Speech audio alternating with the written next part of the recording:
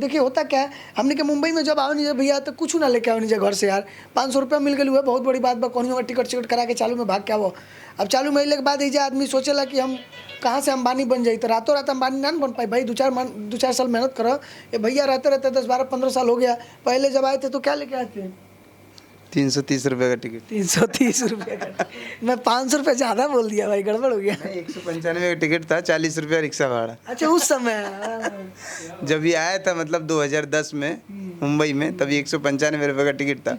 हाँ, वो भी जर्नल से आया था भाई, बैग सर पे लेके खड़े हो गए। आप कभी सोचे थे कि मुंबई जैसे शहर में रह करके मैं 4 व्हीलर ले लूँगा, 4 व्हीलर चलूँगा, अब मेरा खुद का बिजनेस होगा, व्यापार नहीं होगा? नहीं, जब मैं आया था मेरे को पर डे का 30 रुपये मिलता था पगार, और 10 रुपये नाश्ता मिलता था, 12 घंटे ड्यूटी, इतना। और बोलता था तो सेठ बोलता था कि पहले काम सीखो उसके बाद पगार बढ़ाएंगे। बताइए, देखिए क्या बोल रहा है सेठ। हाँ? पगार और ये सही